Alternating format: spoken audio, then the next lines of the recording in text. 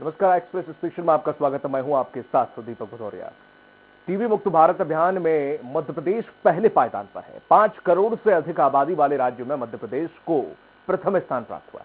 प्रदेश में संचालित health and wellness centre द्वारा अभियान में प्रदेश के 2,42,000 मरीजों की जांच की गई। 24 मार्च से 13 अप्रैल तक 2022 तक टीबी मुक्त अभियान चलाया गया और इस मामले पर प्रदेश सरकार के चिकित्सा शिक्षा मंत्री विश्वास सारंग ने बताया कि मध्य प्रदेश में हर तरह की चिकित्सा व्यवस्था को चुस्त दुरुस्त कर रहे हैं। वहीं सारंग ने दिल्ली दंगे को लेकर कहा कि दिल्ली में जो हुआ वह दुर्भाग्यपूर्ण है।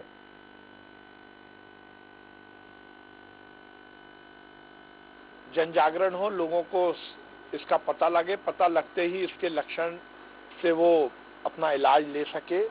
उस मामले में मध्य प्रदेश ने, हमारी सरकार ने अच्छा काम किया। केंद्र ने भी माना है और देश में हम अव्वल आए हैं, ये हम सबके लिए प्रसन्नता है। और केवल ट्यूबरक्लोसिस ही नहीं, टीबी ही नहीं, हम हर तरह की बीमारी के इलाज के लिए कटिबद्ध है और हम हर स्तर पर हमारी चिकित्सीय व्यवस्थाओं को और चुस्त दुरुस्त कर रहे हैं। और आपको बता दें कि टीबी मुक्त भारत का अभियान लगातार भाजपा सरकार चला रही है और इस अभियान के तहत ही कहा जा रहा है कि 2,42,000 मरीजों की जांच प्रदेश में की गई है।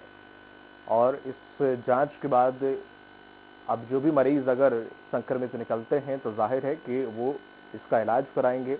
लगातार विज्ञापन के माध्यम से भी सरकार ये बताती रही है कि टीबी एक ऐसा रोग है, इससे समय पर इलाज ना मिला तो मुश्किलात हो सकती हैं और ऐसे में टीबी के समय पर इलाज बहुत जरूरी है। और भारत ही नहीं, प्रदेश में और भारत में लगातार सरकार के द्वारा अभियान टीबी मुक्त भारत और टीबी मुक्त प्रदेश का अभियान चलाया जा रहा है।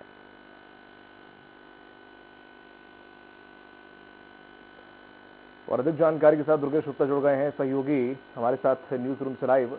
दुर्गेश, जिस तरीके से देखा जाए, चाहे भारत की बात करें चाहे प्रदेश की बात करें, लगातार सरकार जोर दे रही है कि टीबी मुक्त भारत या टीबी मुक्त प्रदेश, लेकिन नतीजे से फिर हैं, कुछ ऐसा नतीजे खास दिखाई नहीं दे रहे हैं। लेकिन प्रदेश सारंग, जो प्रदेश के शिक्षा मंत्री हैं, स्वास्थ्य शिक्षा मंत्री, उन्होंने साफ कहा कि जिस तरह से 2,46,000 की तकरीबन जांचें की गई हैं, क्या उनमें से कोई संक्रमित निकले? कब तक ये अभियान चलेगा? इसका मोटो क्या है और इसमें क्या कुछ खास पहले से नया रहेगा? बिल्कुल दीपक, सबसे पहला मैं आपको क्लियर कर दूं कि इसका जो मोटिव है, जो टीबी मुक्त भारत अभियान का जो मोटिव था, उसका यह मोटिव था कि ज्यादा से ज्यादा जनता को जागरूक किया जाए कि टीबी के इलाज के लिए अगर पहले से ही उसकी क्योरिटी कर ली जाती है, उसका इलाज मिल जाता है मरीज को, तो टीबी पर कंट्रोल किया जा सकता है, टीबी का इलाज किया जा सकता है। जिस तरीके से पहले एक र्यूमर चलता था कि टीबी एक लाइलाज बीमारी है और जिस तरीके से मरीज को बिल्कुल दरकिनार कर देते थे, उसके संपर्क में जाने से लोग डरने लगते थे, जहां तक कि टीबी का वार्ड भी एक अलग से वार्ड बनाया जाता था जहां पर सिर्फ डॉक्टर उसका इलाज करते थे। आम जनता, आम लोगों के साथ वह नहीं रह सकता था, परिवार के लोग या परिचित या परिजन उससे नहीं मिल सकते थे। तो कहीं ना कहीं इस चीज से बचने के लिए सरकार समय समय पर विज्ञापन लगाकर इस तरीके का टीबी मुक्त भारत अभियान के तहत में लगातार लोगों को जागरूक कर रही थी कि टीबी एक लाइलाज बीमारी नहीं है, इसका इलाज संभव है, बशर्ते अगर वह समय से उसका इलाज हो सके। तो उसको लेकर हम जरूर पूरे भारत देश की बात करें तो पूरे भारत देश में जब उसका आंकड़ा आया तो 5 करोड़ से ज्यादा की आबादी वाले जो राज्यों में मध्य प्रदेश सबसे पहला स्थान पर आया है, जिसमें टीबी मुक्त भारत अभियान में सबसे पहला स्थान मध्य प्रदेश को मिला है। यह बहुत ही गौरव की बात है और इसको लेकर चिकित्सीय शिक्षा मंत्री विश्वास सारंग ने भी कहा है कि टीबी मुक्त भारत अभियान में मध्य प्रदेश को पहला स्थान मिला है इसके विज्ञापन में। इसको लेकर बहुत गौरव की बात है। उन्होंने देश के प्रधानमंत्री को इसको लेकर बधाइयां भी दी है, केंद्र सरकार को बधाइयां दी हैं। इसी के साथ साथ में उन्होंने यह बताया भी है कि टीबी एक लाइलाज बीमारी नहीं है, अगर समय के साथ साथ में इसको इलाज मिल जाता है, मरीज को इलाज मिल जाता है तो इसका इलाज किया जा सकता है। जी बिल्कुल दुर्गेश, लेकिन जिस तरीके से अभियान चलाया जा रहा है, ठीक है, अभियान का एक समय पीरियड होता है, उसके बाद व्यवस्थाएं क्या कुछ खास रही हैं अब तक? जो कि प्रथम स्थान पर अगर मध्य प्रदेश आया है तो इसकी रणनीति क्या थी और किस तरह से व्यवस्थाएं की गई थी मरीजों के लिए, जिससे ये आंकड़ा घटा है मरीजों का, या फिर टीबी से लोग कम संक्रमित हुए हैं जिसमें मध्य प्रदेश फर्स्ट स्थान पर आया है? अगर हम आंकड़ों की बात करें दीपक, तो जिस तरीके से टीबी को माना जाता था कि एक ऐसी संक्रमित बीमारी थी कि इसके संपर्क में जो भी कोई आता था, या कोई परिजन हो या जान पहचान या किसी के संपर्क में आने से वह भी टीबी ग्रस्त हो जाता था। इसको लेकर मध्य प्रदेश सरकार और स्वास्थ्य विभाग लगातार इस पर काम कर रहा था, और जिस तरीके से जहां तक कि स्वास्थ्य विभाग को इसके लिए एक अलग से वार्ड तक बनवाना पड़ता था, जिसमें टीबी मरीजों को ही केवल वहां पर रखा जाता था, ताकि वह अन्य लोगों के संपर्क में नहीं आए, अन्य मरीजों के संपर्क में नहीं आए, जिसकी वजह से उसको टीबी हो।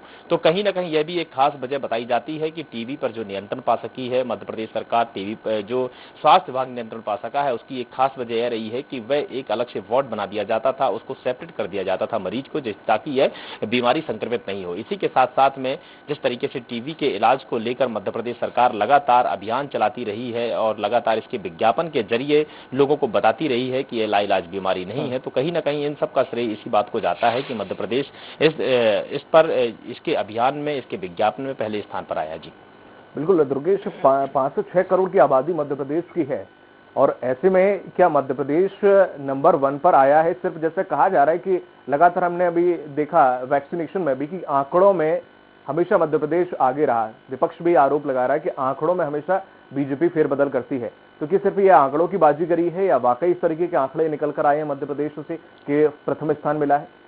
कहीं ना कहीं दीपक जी, यदि हम ग्राउंड जीरो की रिपोर्ट करते हैं और ग्राउंड जीरो तक जाते हैं, तो कहीं ना कहीं मध्य प्रदेश की जनता में रुझान जरूर देखने को मिलता है। चाहे वह किसी प्रकार के वैक्सीनेशन की बात करें, चाहे पोलियो के वैक्सीनेशन की बात करें, या हम कोरोना वैक्सीनेशन की बात करें, जो कि अभी करंट में ही कोरोना का वैक्सीनेशन करवाया गया था, तो कहीं ना कहीं मध्य प्रदेश की जनता में एक रुझान देखने को मिलता था। वह तमाम तरह के र्यूमर से मुक्त रहते हैं मध्य प्रदेश की जनता, तमाम तरह की जो भ्रामक जानकारियां हैं उस पर ज्यादा गौर नहीं करती है। मुख्य तौर से जो स्वास्थ्य विभाग के जो निर्देश रहते हैं उनका पालन करती है। तो कहीं ना कहीं यह एक खास वजह मानी जाती है कि मध्य प्रदेश की सरकार, मध्य प्रदेश की जनता कहीं ना कहीं इन आंकड़ों पर नंबर 1 रहती है, क्योंकि वह अपने स्वास्थ्य को लेकर सजग रहती है, और साथ ही साथ जो सरकार के द्वारा निर्देश या स्वास्थ्य विभाग के द्वारा जो निर्देश दिए जाते हैं, वैक्सीनेशन को लेकर हो, या हम कोरोना के लिए जिस तरीके से लगातार, जब कोरोना महामारी फैली थी और कोरोना को लेकर जिस तरीके से लगातार सरकार लोगों को अपील कर रही थी कि कोरोना से बचने के लिए कोरोना गाइडलाइन का सख्ती से पालन करें, तो वह भी मध्य प्रदेश में प्रॉपर देखने को मिल रहा था।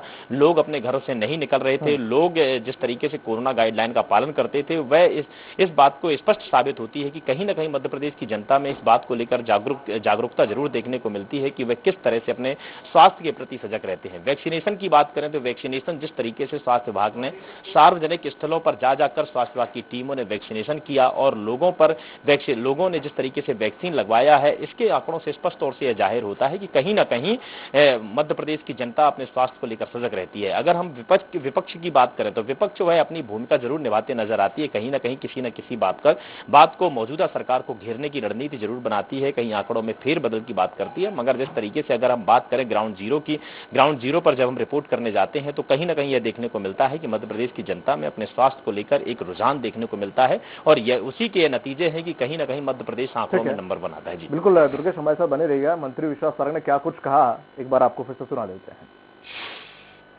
जन जागरण हो, लोगों को इसका पता लगे, पता लगते ही इसके लक्षण से वो अपना इलाज ले सके, उस मामले में मध्य प्रदेश ने, हमारी सरकार ने अच्छा काम किया। केंद्र ने भी माना है और देश में हम अव्वल आए हैं, ये हम सबके लिए प्रसन्नता है। और केवल ट्यूबरक्लोसिस ही नहीं, टीबी ही नहीं, हम हर तरह की बीमारी के इलाज के लिए कटिबद्ध है, और हम हर स्तर पर हमारी चिकित्सीय व्यवस्थाओं को और चुस्त दुरुस्त कर रहे हैं। जो दिल्ली में हुआ वो बहुत दुर्भाग्यपूर्ण है, और मैं फिर कहूंगा कि यदि ऐसी लोग जो अपनी तुष्टीकरण की राजनीति के कारण समुदाय विशेष को बरगलाने की कोशिश करते हैं, तो उसका रिएक्शन ये होता है। पिछड़े वर्ग को 27% आरक्षण देने में जो टंगड़ी अड़ाने का काम किया वो कमलनाथ जी ने किया। कमलनाथ जी की सरकार ने पंचायत चुनाव में उन्हें आरक्षण नहीं दिया। कमलनाथ जी की सरकार ने समाज के हर वर्ग के साथ कुठाराघात किया। अब वो सम्मेलन कर लेंगे, इससे कोई फर्क नहीं पड़ेगा। और मैं पहले से कहता आया हूं, वो सम्मेलन करें तो पहले इस बात का खेद जरूर व्यक्त करें कि उनकी सरकार के रहते हुए, कमलनाथ जी की सरकार के रहते हुए पिछड़ा वर्ग के लोगों को उचित आरक्षण नहीं मिला, उचित स्थान नहीं मिला। वो ये बात से यदि अपने भाषण की शुरुआत करेंगे तो फिर इस तरह के किसी अधिवेशन का सही मायने निकलेगा।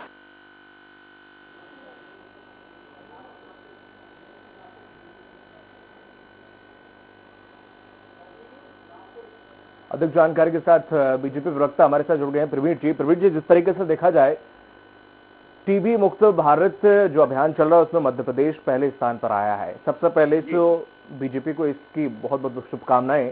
लेकिन जिस तरह से जो हमेशा से आंकड़े आते हैं, जो दिखाए जाते हैं और जो एक्चुअल में होते हैं उनमें भी थोड़ा अंतर रहता है, तो क्या इसमें भी कुछ ऐसा है या वाकई कार्य किया गया है जिसका ही परिणाम ये सामने आया? अभी आपको लगता है, अभी बताओ, अभी क्षय रोग दिवस था पहले। जी जी, ठीक है, उसमें हमारी जो सरकार है या हम लोग बैठते हैं कि हम बात करते हैं तो कहीं ना कहीं एनालिसिस होता है, और जो मंत्रालय में बैठते हैं या तमाम मंत्री परिषद की बैठक होती है, उन बैठकों के दौरान आंकड़े आते हैं। आंकड़े के बाद हमने देखा ये माया बहुत अच्छी है, और लोगों को टीबी जैसी बीमारी कैसी आपने या बीच समाज के अंदर आपको बहुत कम देखने को मिल रही है। नापित जी, लेकिन जिस तरीके से लोगों को इसकी रणनीति क्या रही अब तक की आपकी, जिसकी वजह से आप प्रथम स्थान पर आए? लोगों को जागरूक ज्यादा किया गया या फिर सुविधाएं या स्वास्थ्य सुविधाएं ज्यादा दी गई? आखिर किस चीज को इसके पीछे की वजह मानते हैं कि जिसकी वजह से मध्य प्रदेश आगे चल रहा है? बहुत अच्छी बात कही। देखिए, पहले तो हमने लोगों को बताया है कि टीबी बीमारी नहीं है। एक बार ऐसा भ्रम हुआ करता था 20 से 25-30 साल पहले कि टीबी कोई लाइलाज, उसका कोई इलाज नहीं है। देखिए, शरीर के अंदर जो ठंडक आ जाती है कई चीजों से, फेफड़े या अन्य चीजों से, ये हमने पूरी बात बताई है लोगों को, और इसका इलाज है। और तो सरकारी अस्पताल में हमने निःशुल्क इसकी दवाइयों का वितरण किया है। या हमने निःशुल्क दवाइयों को वितरण किया तो लोगों को लगा, सबको हमने लाभ दिया है, तो उससे बहुत ज्यादा फायदा हुआ है। और हमें लगता है अवेयरनेस भी हम लोगों ने बहुत की है। और आपने ये भी देखा था कि क्षय के साथ साथ थोड़ा सा मैं डाइवर्ट नहीं कर रहा हूँ मैं आपकी, पर हमने ये देखा कि जब जब भी देश के ने कोई अभियान चलाया तो उसमें हम निकले, और आप उसका उदाहरण है वैक्सीनेशन। हमने एक दिन में आपने देखा 20-20 लाख 30-30 लाख लोगों को हमने वैक्सीनेशन किया पूरे मध्य प्रदेश के अंदर। एक दिन के आंकड़े हैं और उसके गवाह हैं आप। हालांकि आप सही कह रहे हैं कि वैक्सीनेशन की जब आपने बात उठाई ली है तो मैं भी थोड़ा सा इस पे रख देता हूँ। बिल्कुल सही है कि आपने बहुत अच्छा काम किया, पूरे देश में अच्छा काम किया, लेकिन इसमें भी थोड़ा सा आंकड़ों की हेराफेरी रही। अब आप कहेंगे कैसे? इसमें मैं एक बहुत बड़ा खुद उदाहरण हूँ कि मैंने अगर 5 तारीख को वैक्सीनेशन कराया तो आंकड़े जिस दिन रिलीज होते हैं, मेरा जो सेकंड प्रमाण पत्र है वो उसी दिन का आता है जिस दिन आंकड़े रिलीज होते हैं कि आज इस दिन सबसे ज्यादा रिकॉर्ड तोड़ मध्य प्रदेश ने वैक्सीनेशन किया। उस दिन का नहीं आता जिस दिन मैंने कराया। आपने तो ये बात बोल दी है, ठीक है, और मुझे उसमें कोई गुरेज नहीं है, पर हमने कहते थे ना रजिस्ट्रेशन कराया, राइट सर? मेरी बात को सुन लीजिए आप। जी बिल्कुल, दर्शक सुन पा रहे हैं आप, है ना? मेरी पार्टी में तो नंबर देना दे, पर जिस दिन आपने रजिस्ट्रेशन किया उस दिन वो भी तो काउंट हो जाता ना मेरे दोस्त, नहीं होता?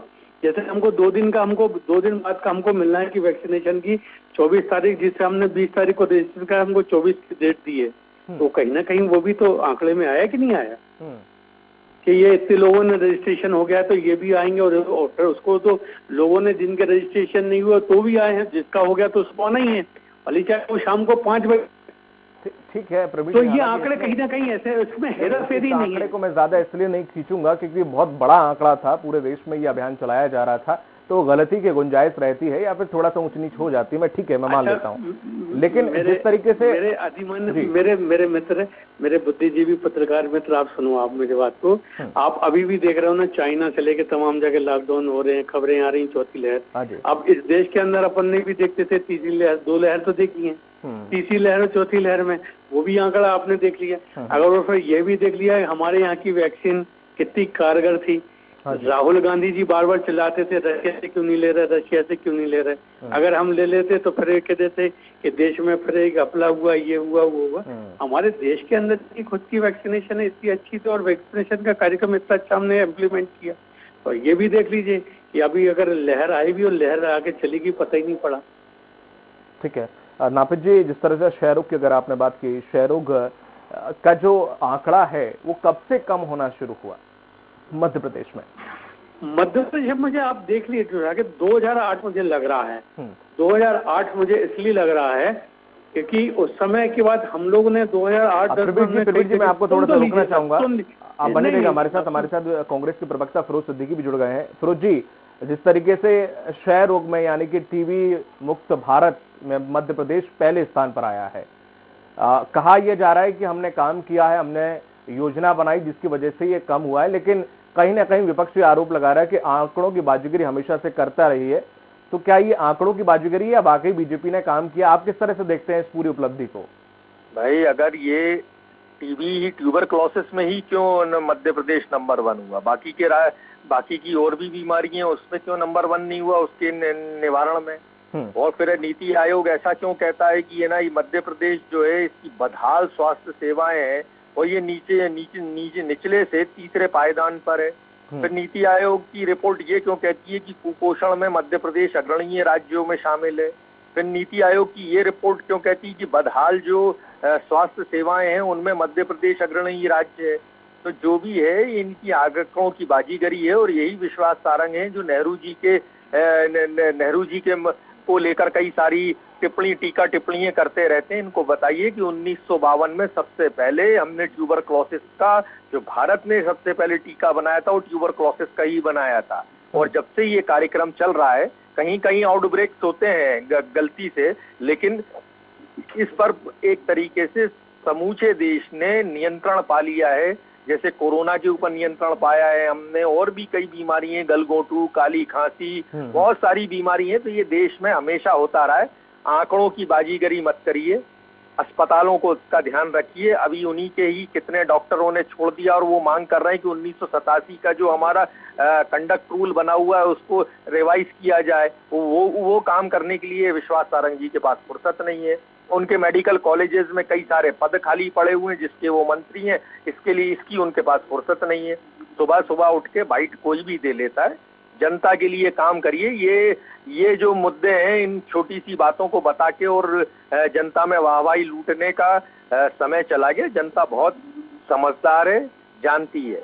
नापित जी से जवाब लेते हैं। नापित जी, अब विरोध जी तो कहेंगे नहीं कि भारतीय जनता पार्टी या भारतीय जनता पार्टी में सरकार अच्छा काम कर रही है, तो नहीं कहेंगे।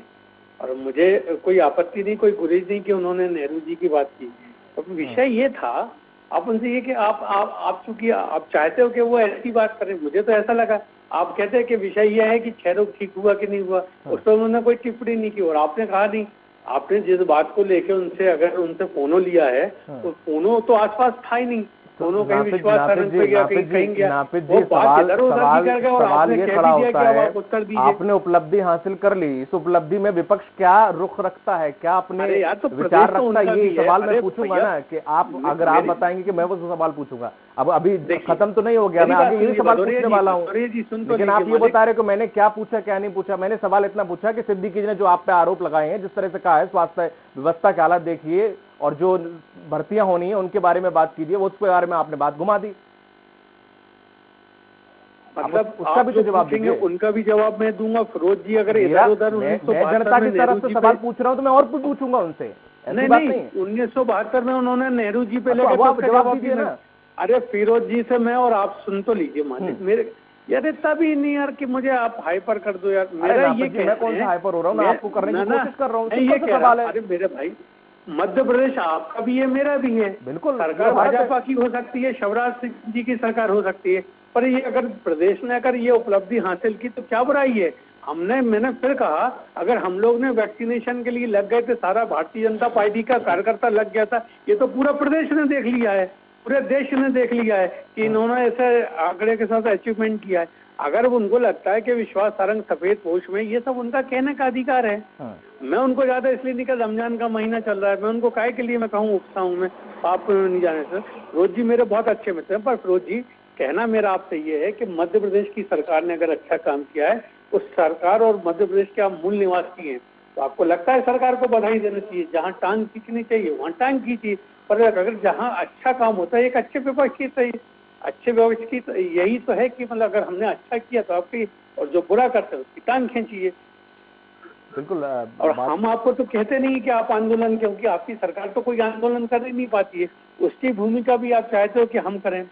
आप सरकार के खिलाफ है, सरकार के पक्ष में रोजा चल रहे हैं, आप आंदोलन तक लोग नहीं करते हो। अब आप क्या तो बैठक तक नहीं होती है कि आपने तो कोई आंदोलन किया ही नहीं, अब वो भी हम करेंगे?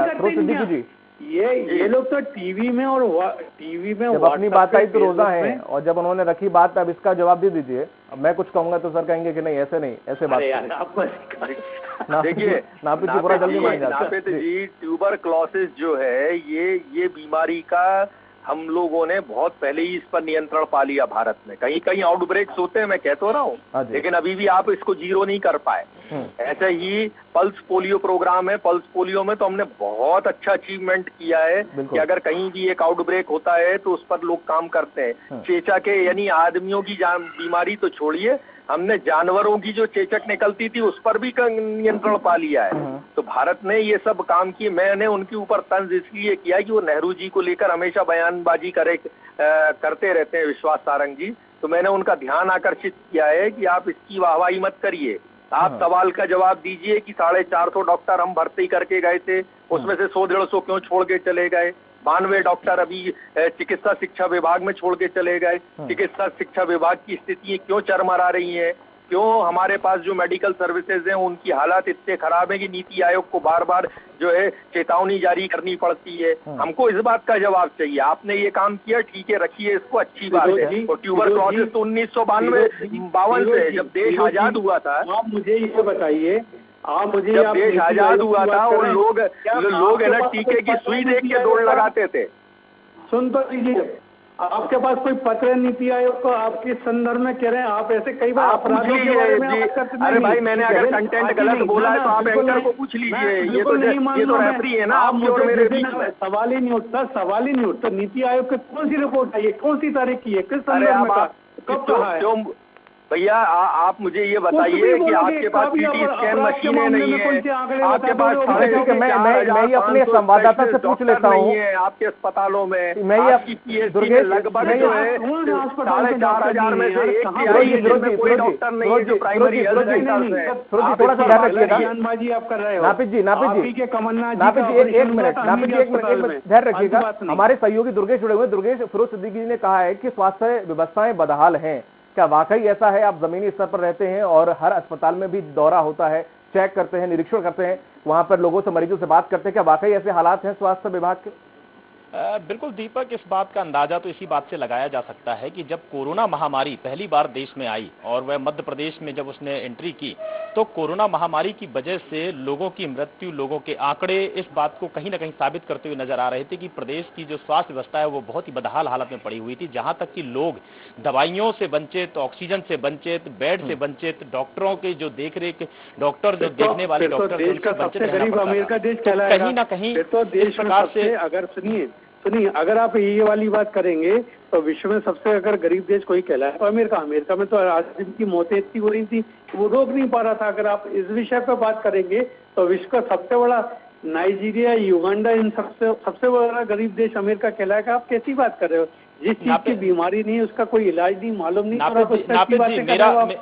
मेरी बात सिर्फ इतनी सी है कि जब अस्पतालों में बेड नहीं मिल रहे थे, जब अस्पतालों में ऑक्सीजन नहीं मिल रही थी, उसको लेकर मेरी बात है कि अरे सुन लीजिए पहले सर, मेरी बात को भी सुन लीजिए। मैं टीवी पे पार्टी का जवाब देने बैठा हूँ, आपकी बात या फिरोज जी की नहीं सुनो। मैं सुनिए, कई घटनाएं ऐसी घटी थी कि जो सनातन परंपरा में है कि पिता को पुत्र लकड़ी देता है और अग्नि देता है, और बाप और बेटा भग गया था। आपने ये भी घटना देखी है तो इसको भी आप समझिए बात को कि कोरोना काल के पहले की बात, कोरोना काल का देश में आई, आप आई कि आप बताइए? ऐसी बात है, कुछ भी आप बोलोगे कहाँ पे पहुँच गए? क्यों तुमको अच्छा लग रहा है? तुमको अभी दूसरा होता। अभी सुनिए फिरोज भाई, आप वही पार्टी के लोगों को अगर एंकर हमारे बारे में अच्छा बोले, टीवी वाला बोले, तो आप क्या बोलते हो? गोदी मीडिया बोलते हो, बिका हुआ मीडिया बोलते हो। और आप ही के लोगों, आपके साथ में कितने बार डिबेट में ना आप क्या कहते थे? मीडिया के लोगों के बीजेपी के प्रवक्ता बन के बात कर रहे हो। आज अगर वो मुझसे पूछ रहे हैं तो बड़े हंसी आ रही है आपको। ठीक है, एक आखिरी सवाल ले लेते हैं फिरोज जी से। फिरोज जी, ठीक है, विपक्ष में आप अलग बात है, लेकिन ये उपलब्धि है, छोटी सही, जैसी भी सही, पर अगर मध्य प्रदेश नंबर 1 पर आया है तो आई थिंक मुझे ऐसा लगता है कि आपको तारीफ करनी चाहिए कि हाँ, जिससे सरकार प्रोत्साहित हो और आगे और अच्छा काम करे। देखिए, बहुत सारी जो स्थितियां हैं मध्य प्रदेश में वो बदहाल है। ट्यूबरक्लोसिस मैंने कहा ना, 1952 से हम टीकाकरण कर रहा है। आप नहीं, आप अपने पिताजी को भी पूछेंगे तो वो बताएंगे कि हाँ मुझे ट्यूबरक्लोसिस का टीका लगा है। तो ये गांव में नहीं, शहरों में नहीं, हम स्कूलों में नहीं, सब जगह ये टीके लगवाते आ रहे हैं। सवाल ये है कि अगर आपने ये काम किया है तो ये जो आंकड़ों की बाजीगिरी की है आपने, और आप ट्यूबरक्लोसिस को बता रहे हैं कि हमने बहुत बड़ा अचीवमेंट कर लिया, जिस डिजीज को आज 70 साल हो गए टीकाकरण होते हुए।